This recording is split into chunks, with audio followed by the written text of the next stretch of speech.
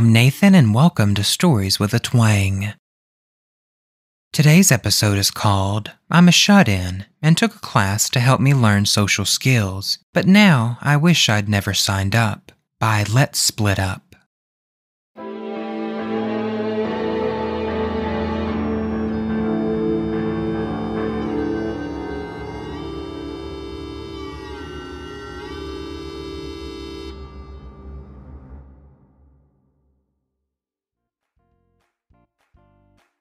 Do you avoid errands because you might bump into someone you know? Does the phone ringing make you break out in a panicky sweat? The School for Shut-Ins can help. Transform from shy, socially inept loner to life of the party. We can't make you an extrovert, but we can teach you how to fake it so well everyone will think you are. Grow from cocooned caterpillar to social butterfly in 6 weeks. Click to register. Wrapped up in my pajamas at my computer, I consider the link. No one can make me an extrovert, not even a fake one. You may wonder about me writing this post. Sure, I'm great online, but in person, I can barely stammer 2 words. I turn red and sweaty, and I panic fart. Which would be funny if I were a charming extrovert and could make a joke from it, but I can't, so I just die inside. Last phone conversation I had with my boss, I ended with, "Love you, bye," because the only phone calls I ever make are with my mom. Needless to say, I quit my job, just ghosted. Couldn't face the fallout of that. Okay, maybe I need this class. I sign up.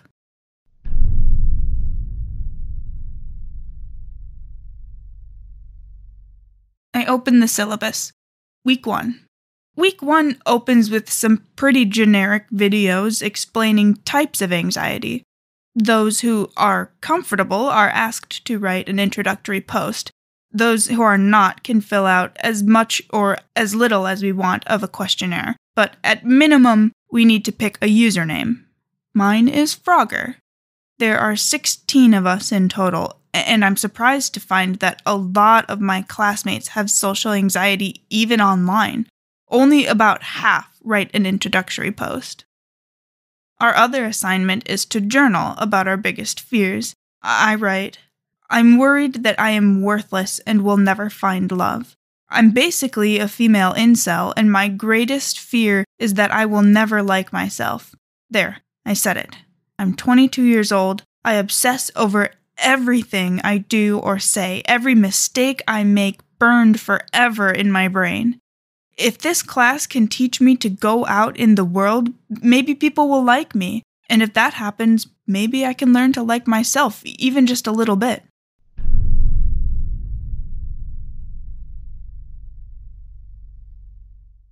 Week 2. We have our first Zoom meeting at the end of week 2. We're working toward week 4, which is a big week when we have our actual in-person meetup, which will require us to go to an actual cafe.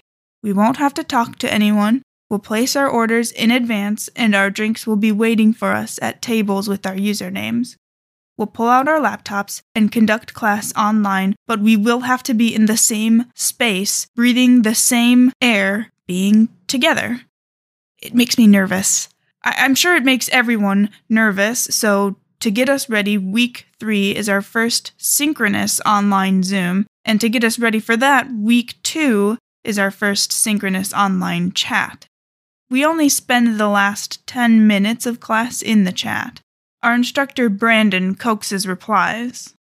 Brandon. Hey everyone, how are you doing? Brandon. Okay. How about we all just say hi? Trudy. Hi. Brandon. Just type hi in the chat box, please, so I know it's working for you. Trudy. Hi. Frogger. Hi. Everyone is nervous, and 2 people have already dropped the class. We're down to 14 students now. Our instructor nonetheless applauds everyone, even those who only lurked. He tells us we are doing great.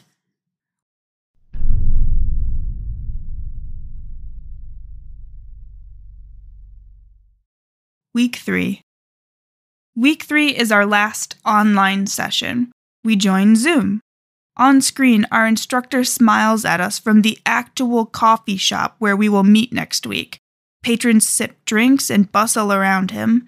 The instructor cannot see us, our cameras are off, but he invites us all virtually to pull up chairs with our coffees.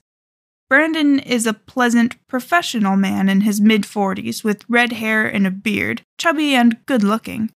Brandon says comforting things like, I won't expect you to talk. Don't worry.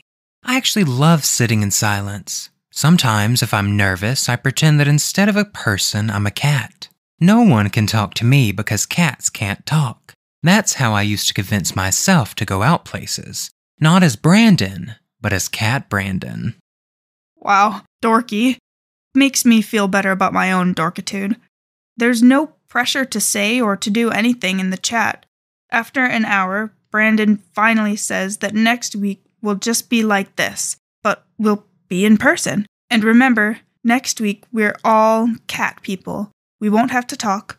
We actually can't talk. It's not allowed. So don't be scared, but if you are, that's okay. You can just be a scared cat at your keyboard like today, and that's fine. Okay, Brandon, I think I can do the meetup. I'm ready for next week. Some people clearly aren't, though. We're down to only 12 students.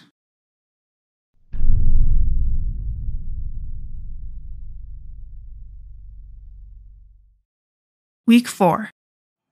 The coffee shop is exactly like it looked on Zoom. I find my seat with my name tag, which also has a cat version of me. We had to make these as homework and send them in. I also can see everyone else's cat versions. One person has a zombie cat, and another a cutesy anime cat, and of course there are house cats and meme cats. I sit down and take my hot cocoa, and open up my laptop and join the chat. Our instructor, Brandon, sits at a table nearby. He definitely saw me come in, but he doesn't look up, doesn't turn around, doesn't even make eye contact. He also has his cat picture up, a fluffy ginger tabby, Cat Brandon. He can't talk either, per the rules. Okay, just a bunch of weirdos with coffee and cat pictures sitting around doing nothing. Check. Can do this. God, I wish I weren't sweating so hard right now. My stomach is in knots. About half of the other students are already here, and I'm surprised at the diversity. A 30-something woman in sweats, and a man who might be in his 50s, a teen girl who is the only person younger than me, with pale skin and haunted, sad eyes, dressed in goth style, complete with a smoky eye makeup. One guy, whose name is George, arrives late and says a nervous, "Hi, hey," to everyone as he sits at his place. We are all aghast. "George, we're cats. You can't break the rules. No talking." Thankfully, George reads the room and shuts his trap. Brandon's fingers rap on his keys into the chat. Brandon, all here. Good. Let's begin.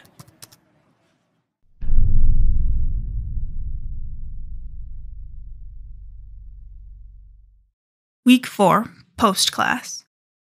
So the cat thing was actually pretty fun. In the chat, Brandon asked us each why we picked our specific cats. We could pass or engage.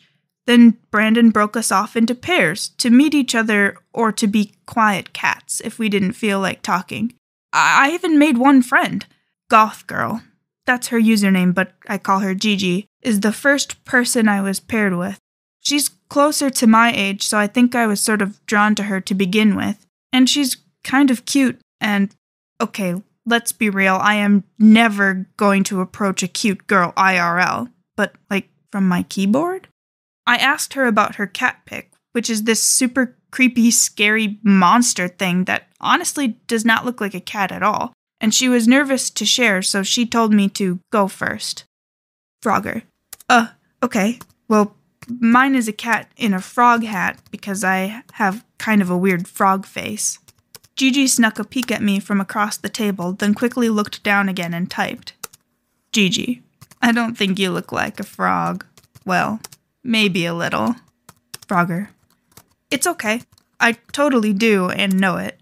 Hey, you know why frogs are so happy being frogs? Gigi. Question mark? Frogger. They eat whatever bugs them. I got that joke from a book.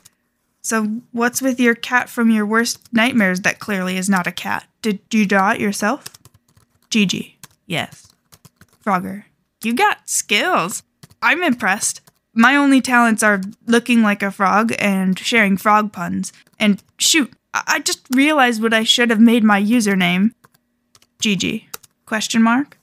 Frogger. Hermit the Frog. Gigi. Laughing emoji. Brandon. Okay, everyone, time to switch partners. Finish up your conversations.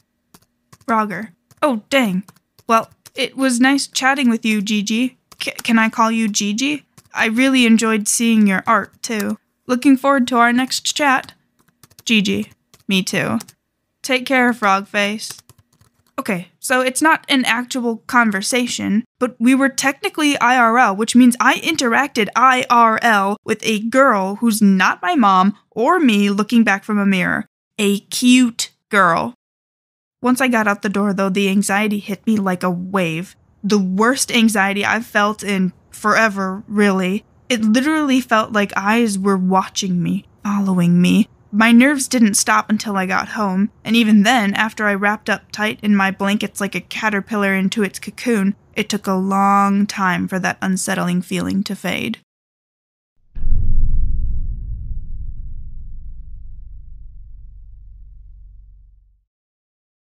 Week 5. Today is our conversation class, and I'm so terrified at the thought of speaking to Gigi out loud instead of through the keyboard that just the thought drenches me in sweat.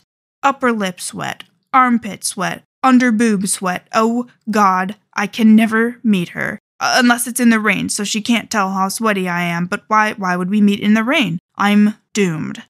Maybe I'll make a joke about my exceptional sweat glands and how frogs are moist. No. Don't ever use the word moist. God, do I want to chase her away forever? Why am I so bad at life? I pull everything out of my closet looking for the right outfit, something that will magically make me cute. I settle on a green hoodie with frog eyes on the top, and the front of the hood zips closed over my face like a frog mouth, which will allow me to hide when I inevitably embarrass myself in front of the whole world. Perfect. It's as I'm on my way to class, the anxiety kicks in so hard that once again I feel eyes on me staring, but whenever I roll around, there's no one.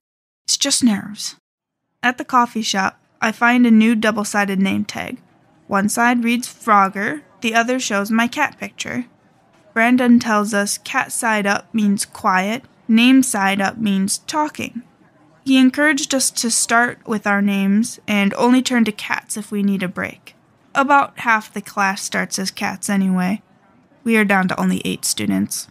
Moist. I keep thinking in my sweltering hoodie, wishing I could shunt the word out of my brain forever, but unfortunately, it's how I am and how I feel. Moist, moist, moist. Kill me. I almost sigh in relief when I'm not paired with Gigi, even though I'm desperate to look into her beautiful, sad eyes and joke, "Look, we're the princess and the frog, except the frog never turns hot." Instead, I'm paired up with some guy whose name tag reads Dark Lord. He's tall and hunched and has this, dark stare. Seems to be going for Kylo Ren vibes, but a lot nerdier and way less jacked. His cat picture is a low-res black cat with laser eyes. We've been given conversation cards to facilitate our interactions, but he only glares down at his cards, not making eye contact. Finally, he mumbles. I'd watch out for her. Huh? I say. Haven't you noticed? She doesn't breathe. And even though I'm melting in my hoodie, suddenly I'm chilled. I try to sneak a glance over at Gigi. When I look back at Dark Lord, he's eyeing me with such a burning intensity I feel my skin crawl. But he quickly drops his gaze and reddens. He really can't look anyone in the eye, apparently. After a few more partner swaps, Gigi is my last conversation for the day. She still has her name tag on the cat side and looks utterly shattered by the conversation exercise. Apparently she just can't bring herself to make so much as a peep. Her face is red and her eyes damp, and Even though it's her turn to start by reading a question from the card, it's obvious that isn't going to work for her. I have an idea, and I reach over and tap the top question on her list. What is your name? Then I point to myself, tugging on my frog hoodie and circling my face with a finger. Frog face. She peers at me from beneath lowered lashes. I show her the first question card on my list. Where are you from? She shakes her head. I try another one, sifting through the conversation questions and holding up one for her. What's something you really like? She looks at it, and then points to me. You like me? I blurt. Her eyes widen, and suddenly I realize what she means. Oh, geez, you're asking me to answer the question about what I like, not telling me that you like, I zip up my hoodie so that she's just looking at a green fabric frog face now. My cheeks are on fire. It really is unbearably hot in this room. I think I might die right here. But then I hear a sound that breaks through the fire and makes my heart lift. A very soft tinkle of laughter. Gigi is laughing. I mean, I'm still going to go and die of shame when I get home, but at least I'll die knowing I made her giggle. And then I feel a soft tug on my hoodie. The zipper opens and a wave of cool air rushes in as her small fingers open up the front. Brandon is calling us back to order and saying class is going to wrap up and we'll meet next week. As I'm packing up my bag, I glance back to Gigi and she's watching me. She points at her question card, the one I pulled out about something you really like, and then points back to me, and then she turns and quickly darts out. My heart, it's bursting.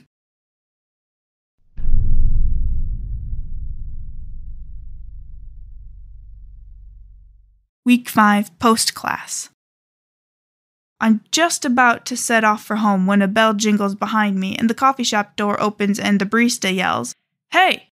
I'm already in my introvert bubble. Let's be real, I'm always in my bubble. And having it popped by this aproned barista whose face is making loud words at me shatters me into a panic. Oh no, I think. My palms sweat and my throat closes up. Unfortunately, I already made eye contact, so I'm trapped. Suddenly, I notice the tablet he's waving and the stickers on it. It belongs to Gigi. Finally, the sounds tumbling out of his lips register. One of your classmates forgot her tablet. Not knowing what else to do, I hold out my hand. My internal monologue flares up. What if he thinks you're trying to steal it? What if he takes the opportunity to strike up a conversation? You'll have to pretend to faint, and when he goes in to get water for you, wake up and run away. But the employee smiles and says, "Thanks," and hands me the tablet and heads back inside, and I breathe a sigh of deepest relief. Well, I survived that.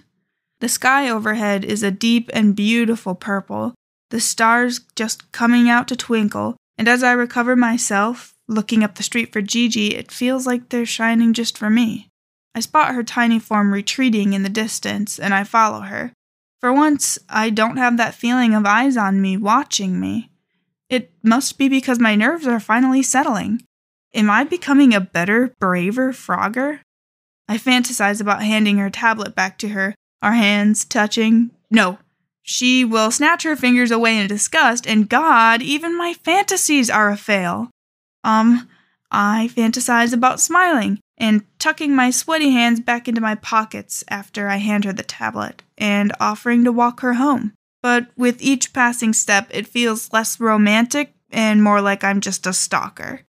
If only she'd turn around for a second so I could wave. I should just go home, keep our interactions safely online, and I'm about to do that when my phone pings. Dark Lord, look. He sends along 2 pictures. I click the links and open 2 images that I stare at for several moments in confusion. The first is a class of 1993 yearbook photograph, the hairstyles and clothes outdated. The second is a senior photo from the same yearbook with the name Genevieve Grayson. Genevieve looks exactly like Gigi. Frogger. Whoa, is that her mom? Dark Lord, are you an idiot? It's her. His insistence on some girl from a 30-year-old yearbook being Gigi seems ridiculous. It has to be a relative. I mean, it looks exactly like her, but for that to be Gigi herself would be impossible. And yet, a shiver creeps along my spine, because it's not just a resemblance. The girl in the yearbook photo looks, well, identical. Something isn't right here. Something isn't watched. I feel like I'm being watched. I glance around, and then I tuck the tablet into my bag. I've lost all trace of Gigi. I'll have to message her about the tablet later. But now, as I turn and hurry home, I'm certain I hear footsteps behind me. Certain that eyes are on me, following me. That something is drawing nearer and nearer. Meanwhile, my phone is pinging again and again. I risk a glance and see Dark Lord messaging me. Dark Lord, haven't you noticed how the class keeps shrinking? Dark Lord, I got the class list from the teacher. Well, I stole it. Dark Lord, anyway, people aren't dropping. Dark Lord, they're disappearing. I found missing persons reports. Dark Lord, I try to tell Teach, but he thinks I'm a conspiracy theorist. Dark Lord, so I looked myself. That girl you got the hots for, Frogger. On the class list, her name is Genevieve Grayson. Same as that yearbook. And guess what I found out about Genevieve? Dark Lord, Frogger, are you still there? Dark Lord, shit. Are you home? Are you safe? Frogger, emailing you. I'm running now, the phone in my pocket. The shadows seem to be closing in around me. That feeling of being watched has intensified so much I swear I can see eyes glinting out at me from the dark. The chill has penetrated to my bones, and as I run, in the thud of my footsteps, either there's an echo or a second set of footsteps just under mine, hidden almost to be inaudible by the pounding reverberations. Someone running after me almost at exactly my pace, but ever so slightly, with each step catching up. Finally, my apartment building looms. Relief floods me, and I dash towards the bright glare of the exterior building lights. For a moment, I feel the presence of that icy chill like a wind raking my back, and then I'm inside, rushing up the stairs, bursting into my apartment and slamming the door shut, locking it. After several moments, I finally take out my phone in shaking hands. Frogger. I'm home. I think someone followed me. Frogger. What were you going to tell me about Genevieve? There's no response, so I go to my desk and Google Genevieve Grayson. And as I sit there staring at my screen, my blood runs cold. Because when I do find her yearbook photo, it's true. Genevieve Grayson looks just like Gigi. But according to Google, Genevieve has been dead for nearly 30 years.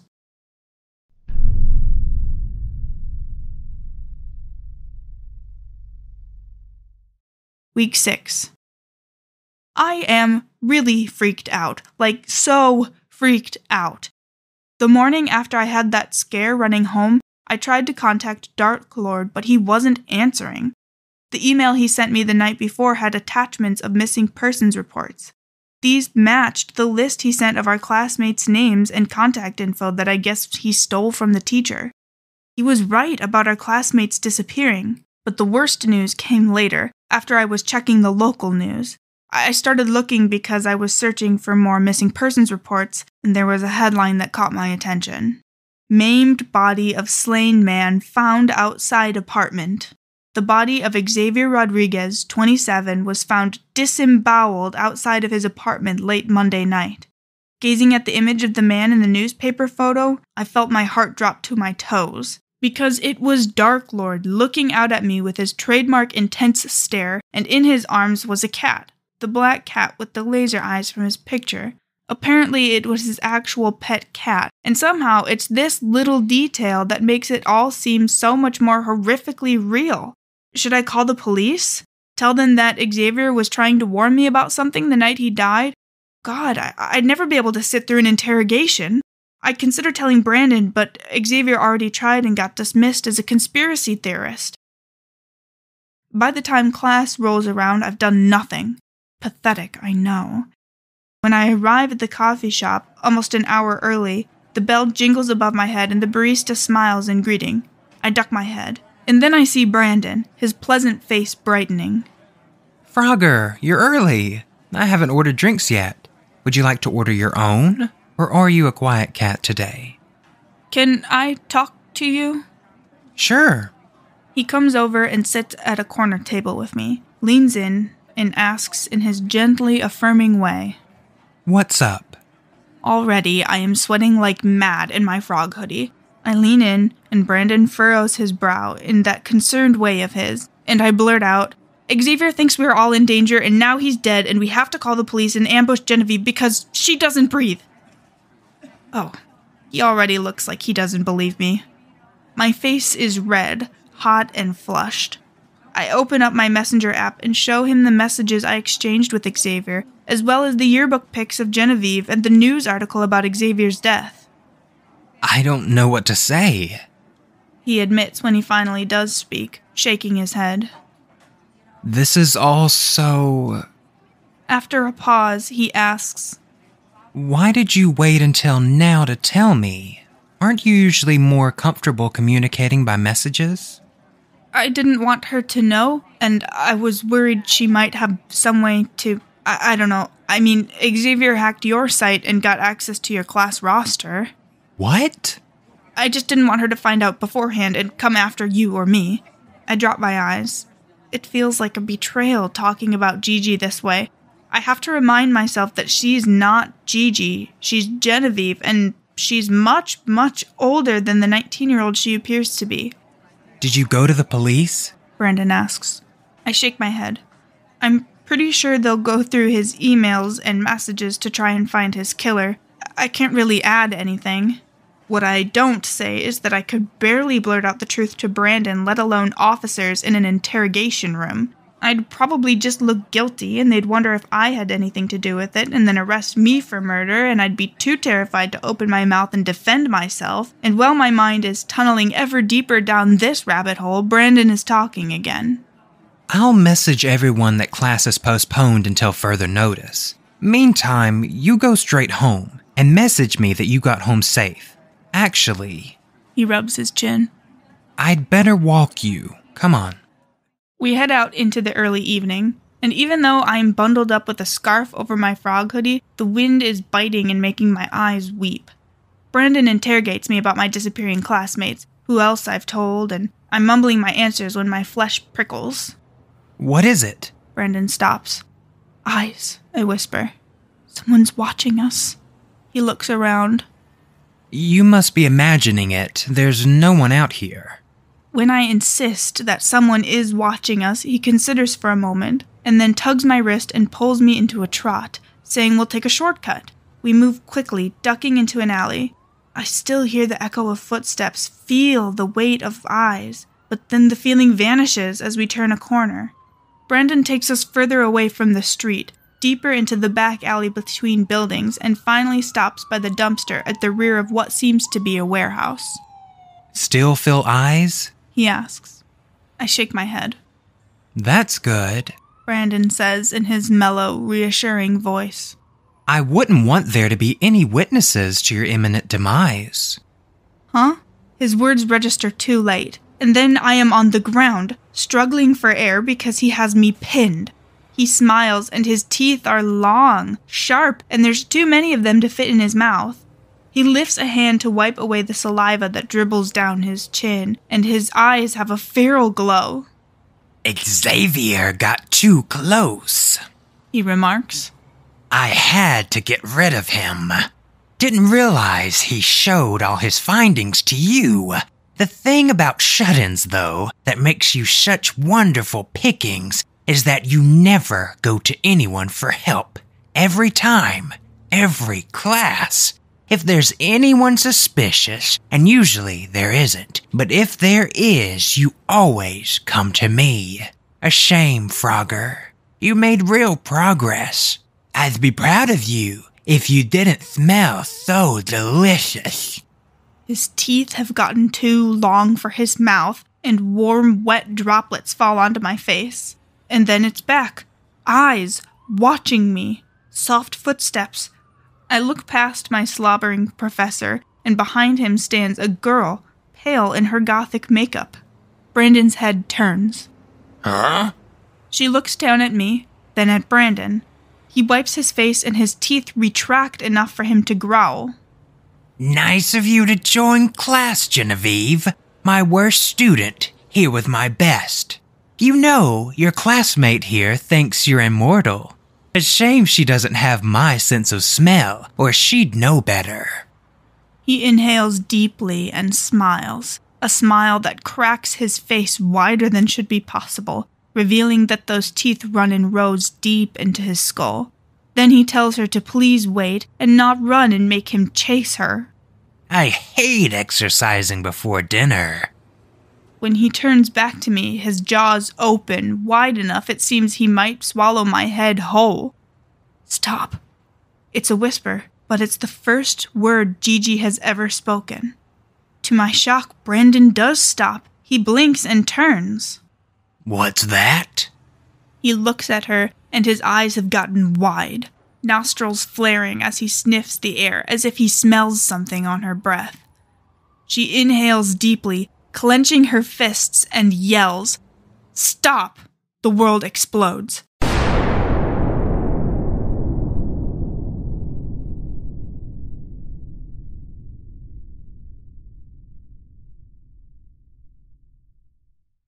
I don't know how to describe it. It's like the world leaves her body and in the air becomes a great dark mass of blackness, shadow given form, and at the same time her real body, her human body, collapses like a deflated balloon, and the thing that emerges from her voice expands like spilled ink across my vision, stretching up and above us, and for just an instant as it looms, all solid black except for vaguely pointed ears and the flashes of white that might be teeth. I recognize it. The cat she used for her name tag picture. Cat Gigi.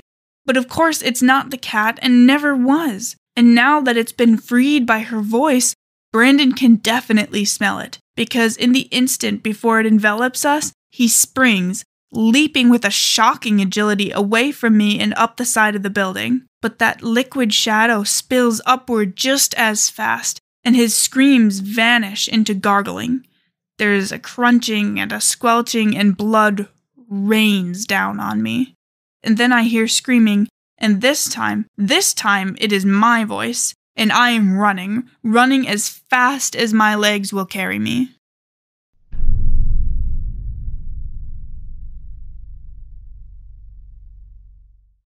Graduation. Brandon's corpse has not been found. He's been listed as missing person, just like all of my classmates. The only exception is Xavier. If I had to guess, Brandon was interrupted at the scene and fled to avoid being caught by someone who wasn't a shut-in. It's been weeks, and I still haven't told anyone all of this. Who would I tell? Ironically, even though Brandon's class didn't make me an extrovert, I've still gotten better at things like grocery shopping. I guess after the last lethal lesson, well, I've found there are scarier things in the world than small talk, though it's still in my top 10. Oh, also Gigi messaged me. Gigi. Hi. Gigi. Hope you're okay, frog face. Sorry if I scared you. Me. Sorry for thinking it was you disappearing people. I was completely suckered by Brandon. Gigi. It's okay. Me. So, it was you following me all those times? Watching me? Gigi. Yes. Me. You knew what Brandon was and were trying to protect me? Gigi. Honestly, I had no idea about our teacher. The truth is, I followed you because I like you. You seem sweet. I'm sorry, I shouldn't have been following. I just took the class because I have no friends. Me. Oh, well, kinda glad you did. If you hadn't, I'd probably be dead.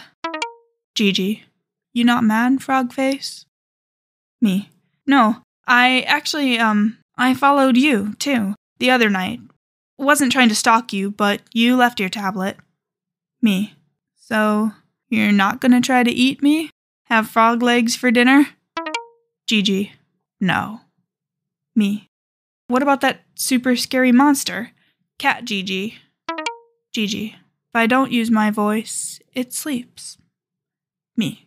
So we can be friends. Gigi. Yes. Me.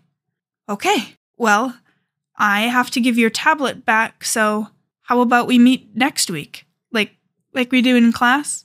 I'll order your drink for you so you don't have to talk. We can call it our graduation. Gigi. Yes, please. Me. We'll have a hopping good time. Frog emoji. Shut up. She thinks my jokes are cute. So, my new friend might be a monster. And she did just eat our teacher. But you know what? I'm cool with that.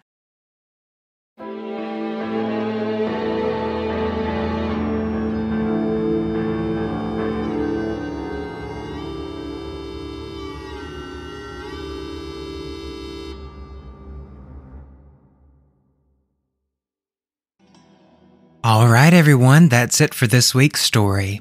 I would like to give a giant thank you to this week's author, Let's Split Up, for an incredible story on the show. I would also like to thank this week's guest, Elizabeth is Afraid, for lending their voice to the story. If you have any stories you would like me to read on the show, you can send them on over to storieswithatwang@gmail.com. The show is on Facebook, Instagram, and YouTube at Stories with a Twang Podcast. It would mean an awful lot if you could rate and review the show wherever you listen, and don't forget to share with your friends and family as well. It could really help the show grow. I hope you all have a wonderful week, and until next time, remember that a little twang goes a long way.